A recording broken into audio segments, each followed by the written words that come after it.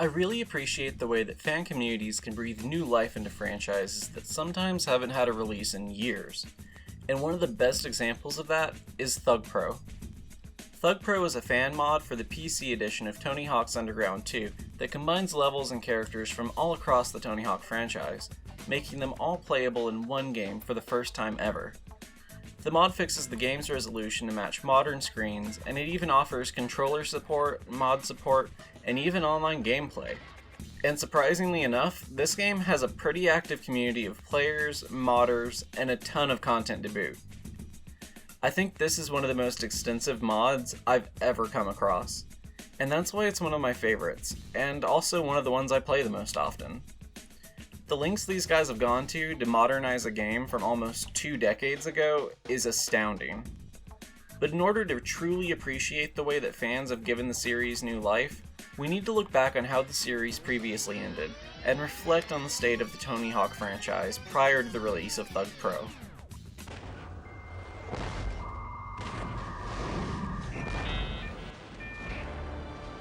The Tony Hawk series started in the late 90s, when Activision approached the developers at Neversoft to develop a skating game. Skateboarding was more popular than ever at the time, and Activision was eager to cash in on the new trend. Where have I heard that before? Before Tony Hawk Pro Skater, all skateboarding games had just been racing games with a skateboarding skin on top. But Neversoft wanted to make something different, and decided that the game would focus on getting a high score in combos rather than coming in first place. Soon after development had started, Neversoft and Activision were able to talk Tony Hawk into joining the project. And after Tony joined the project, everything changed. Every few weeks, the team would finish a new beta build of the game and send it to Tony. He would play it, and he would make notes for the team on what did and didn't reflect skateboarding culture, as well as what they could do to make the game more akin to real-life skateboarding. This ended up resulting in the perfect blend of arcadey, high-score-centric gameplay with a real-world skate culture aesthetic, accompanied by death-defying acrobatic tricks and high-speed traversal. The Tony Hawk series actually ended up being one of the most popular and successful franchises of the 5th and 6th console generations. Tony Hawk Pro Skater 2 actually still has the second highest Metacritic score of all time. But unfortunately, the Tony Hawk series' forays into the world of next-gen gaming wouldn't do so well, as critics often describe these games as feeling buggy, unfinished, or even lacking ambition altogether. Neversoft stepped away from the series altogether to work on the Guitar Hero franchise instead. And after that, they handed the reins to Robomoto, who had the bright idea of introducing a broken piece of plastic into the equation, making the games even more expensive, even less appealing, and less functional than ever before, ultimately kind of killing the momentum of the franchise altogether. Then in 2015, Activision put the final nail in the coffin of the Tony Hawk Pro Skater franchise once and for all, with the release of Robomoto's Tony Hawk Pro Skater 5. And on launch day, the game had a 7GB patch, with people finding out later that this 7GB patch was pretty much the entire game, and that the game had basically shipped out with a completely blank disc. And despite the massive patch, the game was still ridden with issues, ranging from minor graphical glitches to game-breaking bugs. Even 4 years later, the game is still completely broken, and it's all because Activision lost the license to the series after developing it. And as such, they weren't allowed to continue development with the game post-release. So as a result, Activision released an unfinished, broken game in order to capitalize on a dead franchise one last time before they lost the license. The release of Tony Hawk Pro Skater 5 was one of the worst cash grabs of the PlayStation 4 generation. It's so sad to see such a great series die this way.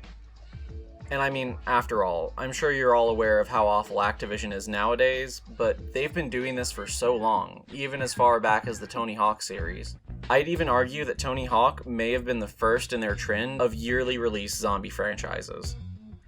But it certainly didn't end with him, and their business practices still continue to this day. They milk and breed these franchises until there's nothing left. It started with Tony, and now we've seen the same things happen to Guitar Hero, Skylanders, and even Call of Duty. But while Activision had been hard at work beating a dead horse into a second cruel and untimely death, fans had been hard at work combining the best of 7 years of Tony Hawk video games into something completely unique and unheard of. 2 years before Activision's failed farewell to the franchise, fans had already been hard at work on a mod for Tony Hawk Underground 2 that introduced levels from Tony Hawk Pro Skater 3, Pro Skater 4, Underground, and American Wasteland into Underground 2, as well as enabling online multiplayer and mod support for custom skins and custom levels. The mod quickly became known as thugpro and would soon take on a life completely of its own, quickly becoming known around the community as the definitive way to play Tony Hawk games. The mod even allows you to mod in additional levels from other skating games like Disney's Extreme Skate Adventure, Sonic Adventure 2, and even Spyro the Dragon, as well as completely new fan-created levels. And it even lets you add fan-created skaters as well, which is really only scratching the surface of what makes this mod so great. In a fun little twist of irony, when Tony Hawk Pro Skater 5 came out, a lot of reviewers actually pointed to thugpro as an example of what the devs should have been aiming for with their official release.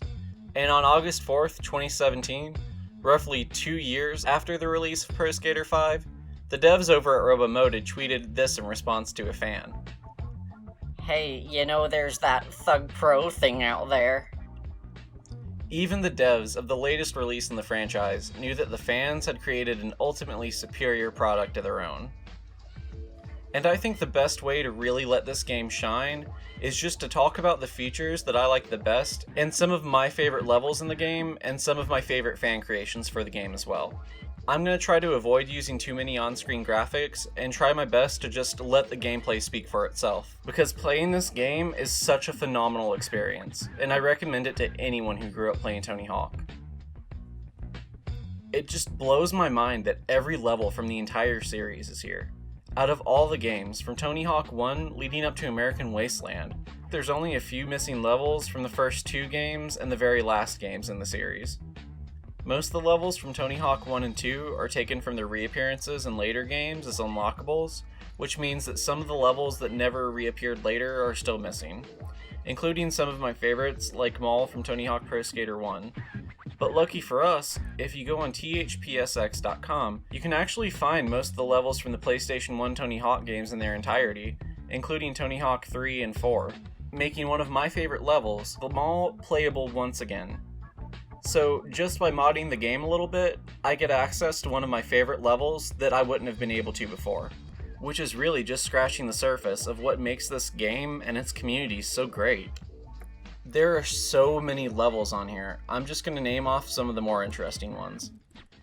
There's Black Belly Skate Park from the first Splatoon game, it's got the freaking Vatican, you can play in the ever iconic GM Big City from Gmod, we got both of the skating levels from Spyro 3, Year of the Dragon, Slappy Skate Park from Skate 2, the Bike Factory from Matt Hoffman's Pro BMX, Luigi's Mansion, City Escape from Sonic Adventure 2, and like I said before, the PlayStation 1 levels of the first 4 Tony Hawk games. These are just a few of the more notable levels that I found on the THPSX website, but there are so many more. There are actually over 200 unique levels that have been created or ported by fans, and by the time you watch this video, there may be even more. But for all the levels that have been ported to thugpro, there have been even more skaters ported to the game. Without even modding it, the game offers you access to the secret skaters from Tony Hawk 3 to Thug 2, including Marvel characters like Wolverine and Iron Man, Star Wars characters like Darth Maul and Jango Fett, and some other great secret characters like the Doom Guy, Eddie, and Thud. But like I said before, in addition to what thugpro already offers, on THPSX.com, you can find even more characters to play through the game as. Some of my favorites are all the different variations of Spider-Man from Neversoft's Spider-Man 2000, as well as some of the characters from the Silent Hill games, Sonic the Kickflippin' Hedgehog, that Rayman dude, Samus Aran, Yugi, a Gonk droid from Star Wars, and so many more. The game is like Gmod for skateboarding. If you can imagine a popular character or level, someone is probably working on porting them into the game if they aren't already available. And the community surrounding this game is surprisingly huge. On top of all the content creators that are making new skins and levels for the game, There's also an active online player base, and an active community of users regularly uploading content from the game onto YouTube as well. In all my time playing thugpro, I've never had a problem finding people to play with. At any given time, there's likely to be someone playing Trick Attack, Graffiti, or King of the Hill. Though I've gotta say, most of the people playing this game are way better than I could ever hope to be. Probably because most of these people haven't stopped playing the game since they came out. A lot of them still post compilation videos of high scores and long combos, particularly on these channels. I'm really just glad that this game's significance hasn't been lost to time, and that its impact can still be felt online, even if the game hasn't had an official release in half a decade now, and it hasn't been relevant in over a decade now. The way Activision killed the Tony Hawk series was tragic, but the way fans have rallied together to forge a new future for the game is a testament to the impact that fans can have on game preservation.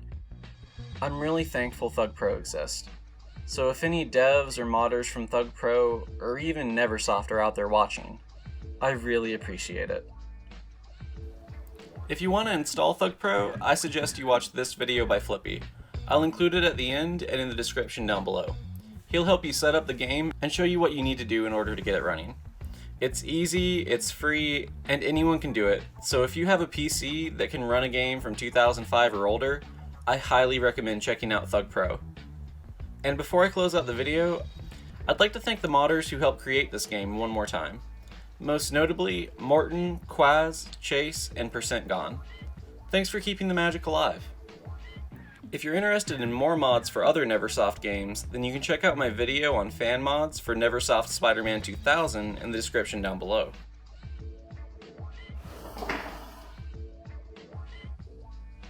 And before I go, I'd also like to thank my supporters on Patreon and Ko-fi.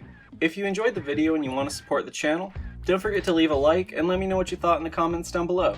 I know that the Tony Hawk series meant a lot to a lot of people, so I'm curious about what it meant to you, and what your experience with the series was like. And finally, if you want to see more Super Swim Team 7, don't forget to subscribe, and maybe follow me on Twitter and turn those notification bells on.